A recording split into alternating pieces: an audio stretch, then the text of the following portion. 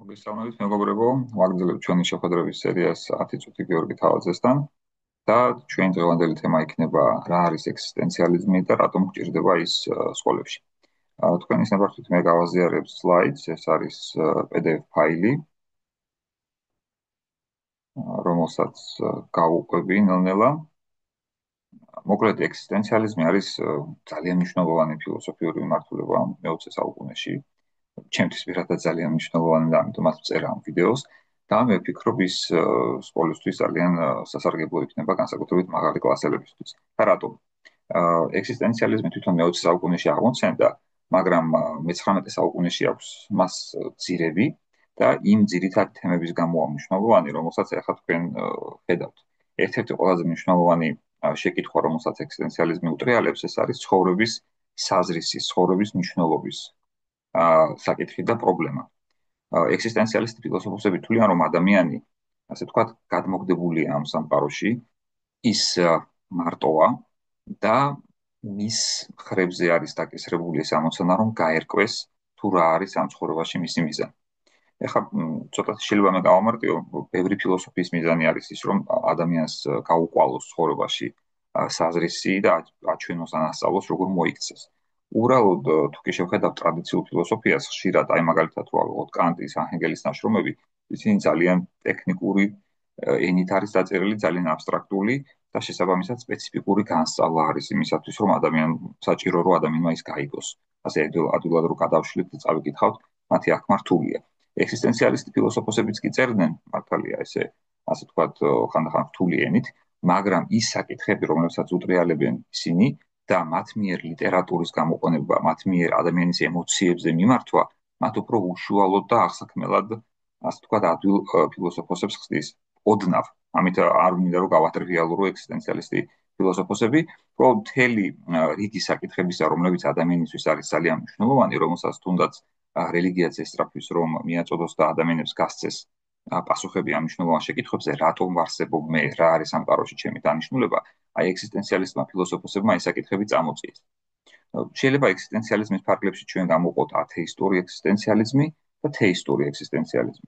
ათეისტური ექსისტენციალიზმის წარმომადგენლები ამბობენ, რომ ღმერთი არ არის ამ სამყაროში და ჩვენ თვითონ უნდა გავცეთ პასუხი შეკითხვაზე, რა არის ჩვენი მიზანი, ანუ გარე ძალების, რაღაც ზებუნებრივი ძალების იმედი არ უნდა გქონდეს.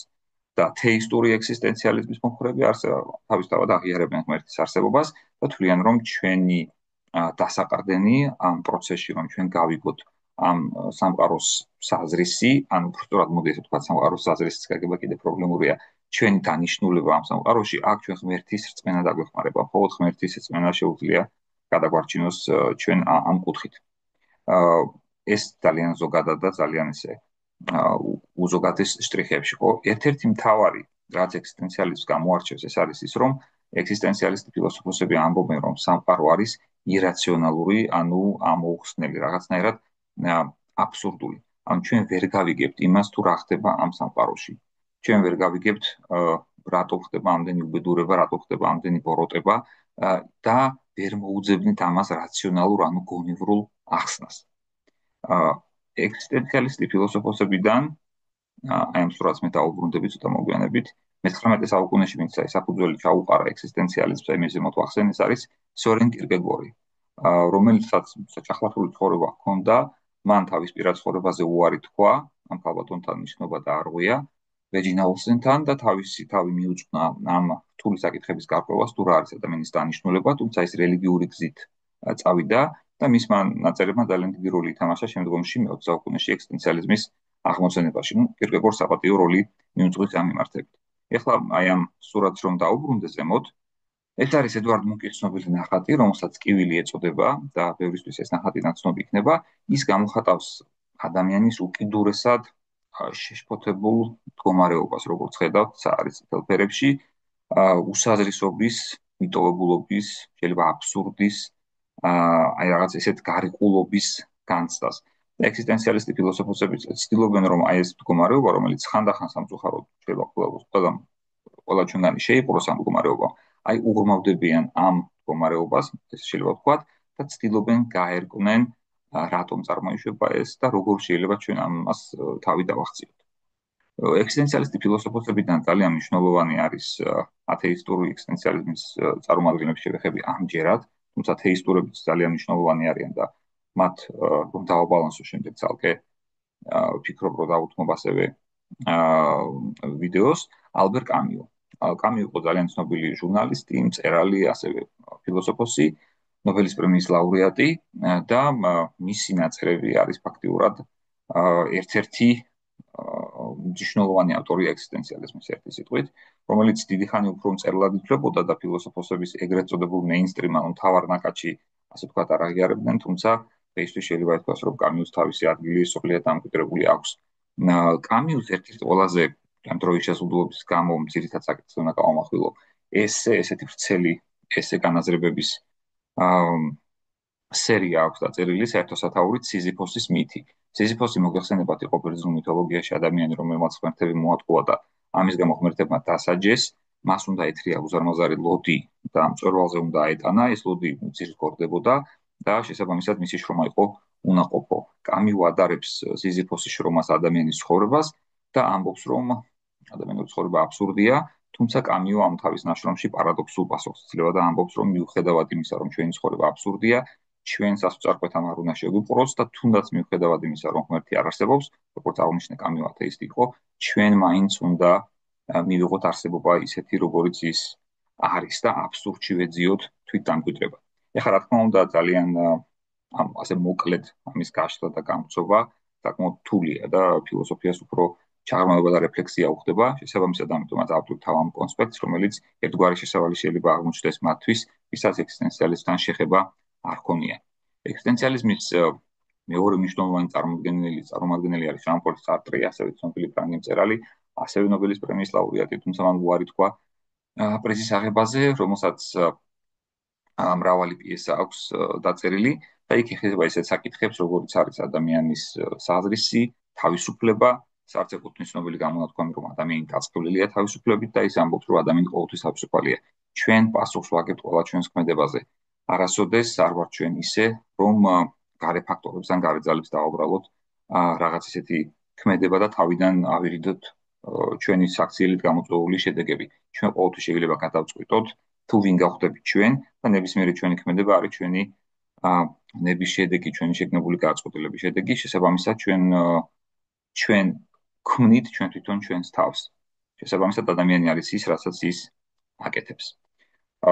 ეს არის არასრული და ძალიან მოხილვა ექსისტენციალიზმის თავისთავად. ეხლა რატომ არის ექსისტენციალიზმი საჭირო და მნიშვნელოვანი სკოლაში? ჩემი აზრით, ექსისტენციალისტური თემის შეტანა თუნდაც აი ერთ გაკვეთილზე რომ მოსწავლეების მასწავლებელი ესაუბროს თუ რას ნიშნავს ეს ფილოსოფია, რა არის მისი მთავარი შეკითხვები, თუნდაც მოეწყოს დისკუსია დაუშვათ თეისტური და ათეისტური ექსისტენციალიზმის ანუ ბანაკის წარმომადგენლების მხრიდან, მოსწავლეებს შეამზადებს ბევრი რაღაცისთვის, რაც მათ ცხოვრებაში შემდგომში წინ დახვდებოდა. ასევე შეიძლება მასწავლებელმა მისცეს მოსწავლეებს ფილმები სანახავად, მათ შორის ერთ-ერთი ყველაზე ცნობილი არის მეშვიდე ბეჭედი და ასე შემდეგ, და თუნდაც გაავლოს პარალელი ქართულ რეალობასთან, ქართულ ლიტერატურასთან. ჩემი აზრით, მაგალითად, ერთ-ერთი ყველაზე უფრო ისეთი ექსისტენციალისტური ნაწარმოები ეს არის ილია ჭავჭავაძის ოთარაანთ ქვრივი, სადაც ძალიან კარგად არის წარმოჩენილი ის პრობლემა, რომელსაც ექსისტენციალისტი ავტორები ეხებიან. აქ მე ხა გამოქვებული მაქვს რაღაც ადგილები, ეს არის მეგობრებო ადამიანებს შორის გაუცხოების საკითხი. და აქ ჩატეხილი ხიდი ქვია ერთ-ერთ თავს მოგეხსენებათ, მე უბრალოდ ახლა ესეთი სხვა აბზაცი გავამუქე. ჩატეხილი ხიდი არამხოლოდ არსებობს გიორგისა და ანუ როგორც გლეხობის წარმომადგენელსა და არჩილსა და კესოს შორის, როგორც თავადაზნაურობას შორის, არამედ თვით გლეხებშიც, ხო, ანუ ხედავთ როგორ ესეთი დიდი გაუცხოება არის სოსია მეწისქვილისა და ოთარაანთ ქვრივ შორისაც, შემდეგ როცა სოსია მეწისქვილი უკვე როცა ოთარაანთ ქვრივი გარდაიცვლება და ბოლოს საფლავზე როდესაც არის და დასტირის მასოფლელებით დასცინიან, ასევე ჩატეხილი ხიდი არსებობს ერთგვარი გიორგისა და დედამის შორის. შესაბამისად, ეს გიორგი ვერ ამყარებს კომუნიკაციას კესოსთან, ანუ ადამიანურადაც ჩატეხილი ხიდია, არამხოლოდ სოციალური თვალსაზრისით, ხო, როგორც კლასობრივი ურთიერთობა და ასე შემდეგ. ამიტომაც, თუ კი ამ ნაწარმოებს შევხედავთ ასეთი კუთხით, იგი ძალიან საინტერესოა. და ჩემი აზრით კარგად აჩვენებს იმ საკითხებს, რომელსაც ეგზისტენციალისტი ფილოსოფოსები უტრიალებენ. აი მაგალითად, თუნდაც სარტრის პიესა რო ავიღოთ „ცხრაკლიტური“, სადაც ისეთი გამოთქმაც რო არის ჯოჯოხეთი ეს არის სხვები, როდესაც აი სხვა ადამიანთან კომუნიკაცია იქცევა სირთულედ და ვერ ხერხდება კონტაქტის დამყარება გარემომცველ ადამიანებთან. შესაბამისად, ამ საკითხებზე ჩაფიქრება, ასეთი საკითხების გააზრება მიფიქრო მოსწავლებისთვის არის ძალიან მნიშვნელოვანი და ეს იყო ჩემი ძალიან მოგრძალებული მცდელობა მეჩვენებინა, რომ ეგზისტენციალიზმი არის ისეთი ფილოსოფიური სკოლა, რომელზეც აუცილებლად უნდა ვისაუბროთ სკოლაში. იმიტომ რომ ეგ საკითხები, ეს პრობლემები ადამიანებს უვითარებს კრიტიკულ აზროვნებას, სხვაგვარად ახედებს ცხოვრებაზე და მიუხედავად იმისა, იზიარებს თუ არ იზიარებს ის ამა თუ იმ ეგზისტენციალისტი ფილოსოფოსების აზრს, მათთან ჭიდილში, მათთან დიალოგში ის ძალიან ბევრ რამეს ან მოსწავლეს სხვადასხვა გაიაზრებს და შემდგომი მისი განვითარების გზაც იქნება უფრო განსხვავებული. ეს არის ისი თქმაც მინდოდა არასრულად. ამით აგემშვიდობებით და მოვალ შეხვედრამდე.